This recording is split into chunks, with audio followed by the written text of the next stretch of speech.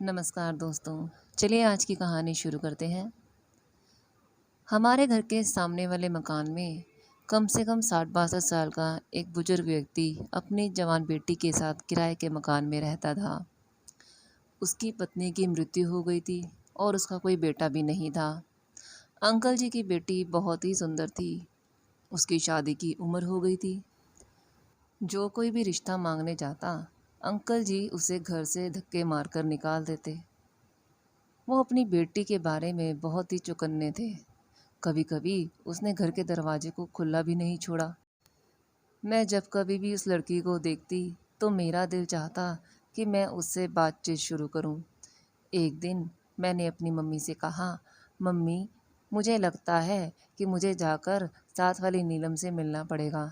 वो बेचारी बहुत अकेली है और उसका बाप हर समय उसे घर में कैद रखता है।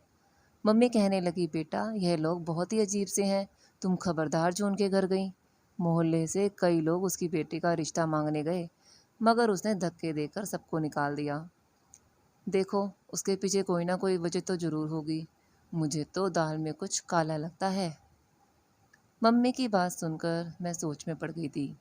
मैंने आसपास मोहल्ले वालों से भी पूछा था। उन्होंने भी एक अजीब सी बात कही थी।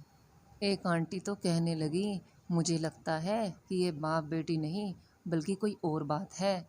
ये आदमी अपनी बेटी से किसी को मिलने भी नहीं देता। मैं आंटी की बात को सुनकर बहुत ही परेशान हो गई थी।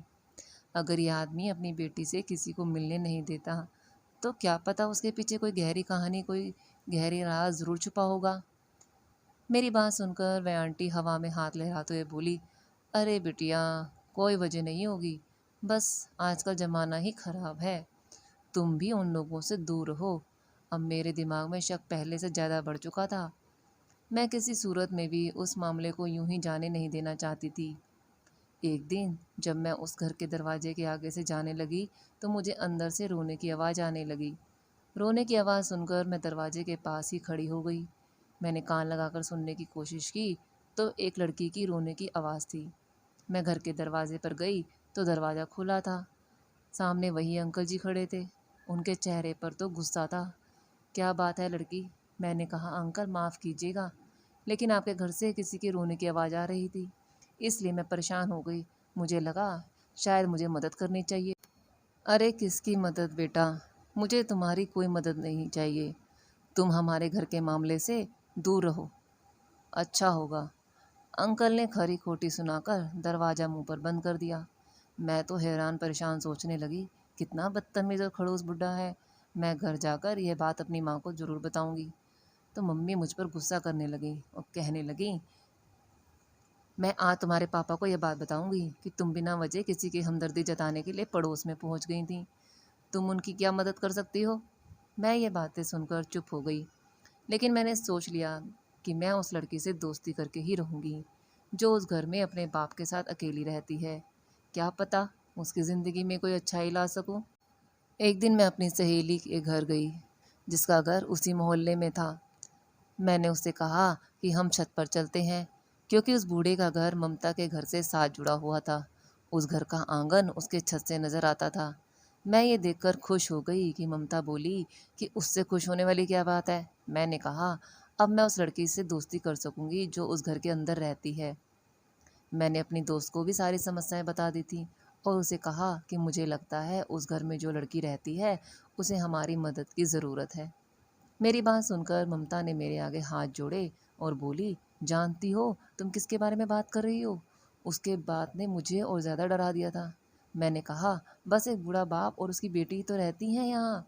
मेरी बात पर मेरी दोस्त कहने लगी, पागल लड़की, हो सकता है वो दोनों मियाँ बीवी हों, इसलिए वह अपनी बीवी को किसी से मिलने नहीं देता। कई लोग उसे यह ना कह दें कि तुम्हारी बीवी तो बहुत ही कम उम्र की लड़की है, जबकि तुम तो उसके बाप की उम्र के लगते हो। मैंने उससे कहा, जो भी है, मैंने उसे लड़की को रोते हुए देखा है और उसे हमारी मदद की ज़रूरत है। मेरी दोस्त ने कहा, हाँ, हो सकता है कि उसे हमारी मदद की ज़रूरत हो, पर अच्छा यही रहेगा हमारे लिए कि हम अपने काम से काम रखें, वरना हम किसी मुसीबत में फंस जाएंगे। अभी मैं और ममता ये दोनों हम लोग बातें कर ही रहे थे कि वह लड़की हमें आंगन में चलती हुई नजर आई। मैंने उसे देखकर ममता को इशारा किया तो वह आंगन में आ गई। हम चाहें तो उससे बात कर सकते हैं, लेकिन मेरी दोस्त ने कहा कि तुम ही बात करो, मैं इस चक्रों में नहीं पड़ना चाहती।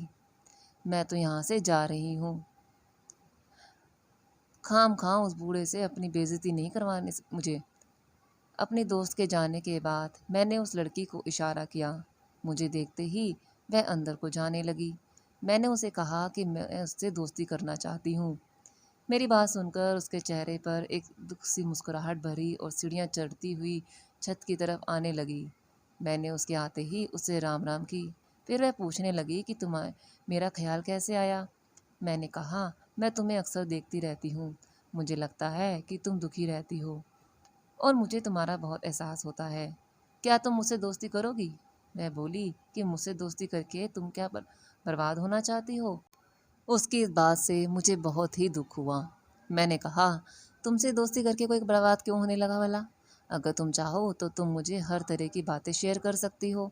मैं तुम्हारी मदद ज़रूर करूँगी और वादा करती हूँ किसी को भी तुम्हारी कोई भी राज की बात नहीं बताऊँगी। मेरी बात सुनकर वह हंसकर कहने लगी, मैं तो एक बदनसीब लड़की हूँ। मुझे लगता है मेरे बाप ने मुझे उस घर में बंद करके अच्छा नहीं किया। लेकिन अब जब अपनी कहानी देखती हूँ तो ऐसा लगता है कि पापा ने जो किया वो बिल्कुल ठीक ही किया। मैं हूँ ही इसी के काबिल। मैं उसकी बात सुनकर बहुत ही परेशान हो गई। वह तो पहेलियाँ बुझा रही थी। मेरे पास टाइम भी कम था। इतने में मेरी दोस्त छत पर आ गई। मैं अपनी मम्मी के साथ घर वापस चली गई, लेकिन मैंने सोच लिया था कि अब मैं नीलम के घर जाकर उससे ज़रूर बात किया करूँगी। अगले दिन मैं फिर से अपनी दोस्त के घर गई। मैंने छत से देखा तो वह लड़की अपने आंगन में बैठी हुई थी, लेकिन अब की बार उसकी सिसकियों की आवाज़ ऊपर तक आ रही थी। यह देखकर मैं परेशान हो गई। मैंने उसे इशारा किया तो वह हाथ से इशारा करके बोली कि मैं ऊपर नहीं आ सकती। अगर तुम चाहो तो मेरे पास आ सकती हो, दरवाज़ा खुला है। मैं उसके घर चली गई। उसने अपनी पीठ पर हाथ रखा हुआ था। वह बुरी तरह से रो रही थी। क्या हुआ? क्या तुम्हारी पीठ में दर्द है? वह कहने लगी, यह दर्द मेरी मौत के साथ ही ख़त्म होगा। उसकी बात सुनकर मेरी आंखों में आंसू आ गए। देखो, दुनिया में हर दर्द का इलाज है। अगर तुम्हें कोई समस्या है, कोई परेशानी है, तो तुम मुझे बता सकती हो। तुम्हारी हर तरह से मैं ज़रूर मदद करूँगी। वह कहने लगी, तुम मेरे लिए प्रार्थना करो कि भगवान मुझे माफ़ कर दे। मेरे जुर्म बहुत ही बड़ा है और मेरे पापा बहुत अच्छे आदमी हैं। मुझे वहाँ डर भी लग रहा था। अगर ये बात मम्मी को पता चल गई तो वह मुझसे कितनी ही गुस्सा होंगी। लेकिन उस लड़की की शक्ल और उसकी दुख भरी बातें आप भी सुनते तो आप भी वहाँ से उठ नहीं पाते। थोड़ी देर बाद मैं ये देखकर हैरान रह गई कि गरीब सी दिखने वाली उस बाप बेटी के पास तो काफ़ी कुछ था। लड़की ने अपने कमरे में बहुत सारे कपड़े रखे हुए थे और ये महंगे कपड़े थे।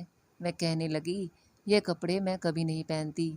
मैंने भी नोट किया कि उसने खुद तो हर समय गंदे कपड़े पहन रखे होते थे, लेकिन उसके पास हर तरह के रेशमी जोड़े थे जिन्हें देखकर लगता था कि यह लड़की बहुत ज़्यादा अमीर है। अगर तुम्हारे पास इतने अच्छे कपड़े हैं तो तुम उन्हें पहनती क्यों नहीं हो? मेरी बात सुनकर वह बहुत रोने लगी। वो कहने लगी, इन कपड़ों को पहनकर मुझे खुद से बहुत डर लगता है। अगर तुम्हें ये कपड़े चाहिए तो तुम ले जाओ, तुम्हें बहुत अच्छे लगेंगे। उसकी बात सुनकर मैं चुप हो गई। मैं किसी सूरत में उसके वह कपड़े नहीं लेना चाहती थी, लेकिन उसने बहुत ज़्यादा कहा तो मैंने एक सूट ले लिया। वह बोली कि तुम उसे ले जाओ और जब मैं मर जाऊं तो मेरी अर्थी पर ज़रूर आना। भगवान से डरो। लड़की, तुम्हारी उम्र ही कितनी है और तुम मरने की बातें कर रही हो? फिर उसने अपने कमरे में रखी हुई एक अलमारी को बड़ी हिफाजत से खोला और उसमें से एक काले रंग की डायरी निकाली और फिर उसे एक लिफाफे में डालकर मुझे दे दिया और कहा कि मेरे मरने के बाद मेरे पापा को दे देना। मैंने डरते हुए वह डायरी भी ले ली और अपने घर वापस आ गई। उसके पेट में जो दर्द था वह बढ़ता ही जा रहा था। मैं घर वापस आई तो माँ ने मेरे हाथ में इतना महंगा सूट देखा तो कहने लगी, ये तुम कहाँ से लेकर आई हो? मैं माँ से कोई बात छुपाती नहीं थी। डायरी के अलावा हर बात मैंने अपनी माँ को बता दी थी। मेरी माँ ने यह सुना तो वह अपना सर पकड़कर बैठ गई। बोली कि तुम कितनी बेवकूफ़ हो। मैं तुम्हें जिस बात से मना करती हूँ तुम वही काम करती हो। अगर तुम्हारे पापा को या मोहल्ले वालों के किसी बात का पता चल गया तो वो क्या कहेंगे? कल को उसके साथ कुछ हो गया तो तुम क्या करोगी? वह तो मरने की बातें कर रही है। अगर वह सच में मर गई तो क्या होगा? मम्मी, आप कितनी खुदगर्ज हैं। मम्मी ने मेरी बात सुनकर मुझ पर बहुत शक्ति से मुझ पर पाबंदी लगा दी। अब मैं दोबारा उस घर की तरफ जाने का सोच भी नहीं सकती थी। मैं पछता रही थी कि मैं अपनी माँ को खामखा उसकी बात बता दी। अभी से 2 दिन ही बीते थे कि उस घर से खबर आई कि उस लड़की की तो मौत हो गई है, जो अपने पापा के साथ अकेली रहती थी। मैं वह अब भगवान को प्यारी हो गई। यह बात सुनकर अब सब हैरान हो गए। मोहल्ले वाले भी हैरान थे। सबको लगा कि आखिर एक जवान लड़की कैसे बिना किसी बीमारी के मर सकती है।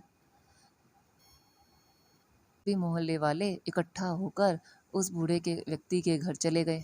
मेरे पापा भी उसके घर चले गए।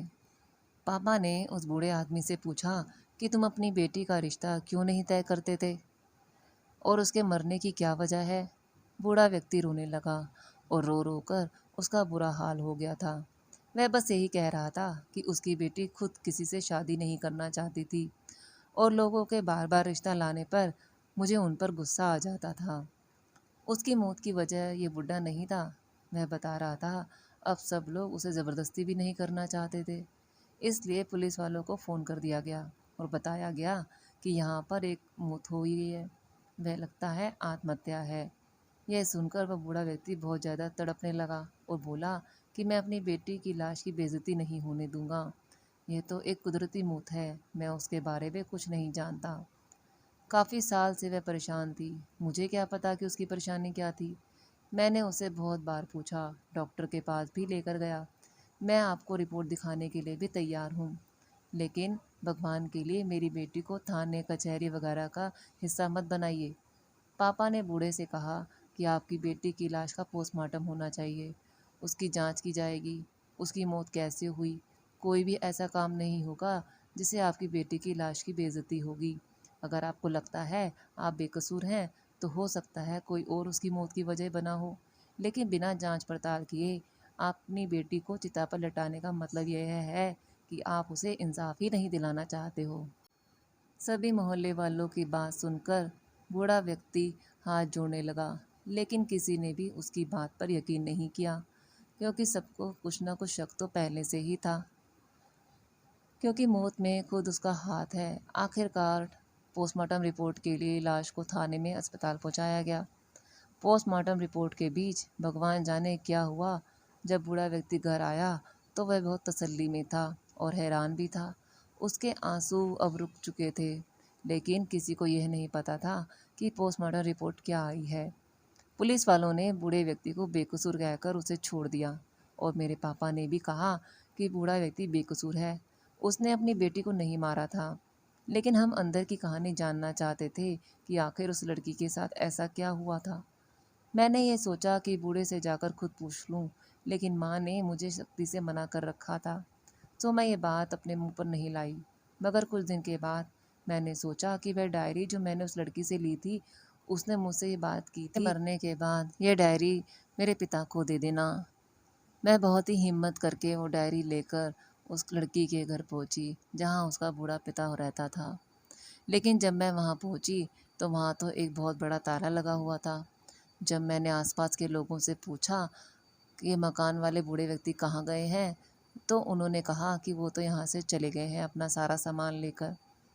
उसने सड़क के दूसरी तरफ जो इलाका था वहाँ पर अपना एक बड़ा सा घर खरीदा है और अपना नया कारोबार भी शुरू कर दिया है। वह अपनी ज़िंदगी में आगे बढ़ चुका है। मुझे बहुत ही हैरत हुई, आखिर बेटी की मौत ने एक बूढ़े बाप को कैसे अमीर बना दिया। वह आप तो पहले उसे गरीब मोहल्ले में किराए के मकान पे रखता था और एक दुकान पर छोटी मोटी मजदूरी कर करके काम चलाता था। अब ऐसी कौन सी लॉटरी उसके हाथ लग गई कि वह बेटी की मौत के बाद अपना घर और अपना कारोबार शुरू करके बैठ गया है। मैंने सोचा कि वह डायरी खोलकर मैं खुद ही पढ़ लेती हूँ। उस बूढ़े को कहाँ पर ढूंढूंगी। उसे पढ़ने से मुझे सारी हकीकत भी मालूम हो जाएगी। फिर अगर कभी वह मिला तो मैं उस डायरी को उसे दे दूंगी। जब मैं इस लिफाफे में से डायरी निकाल कर पढ़ना शुरू की, मेरे तो होश उड़ गए। उसने जो बातें लिखी थी वे बड़ी ही अजीब गरीब थी।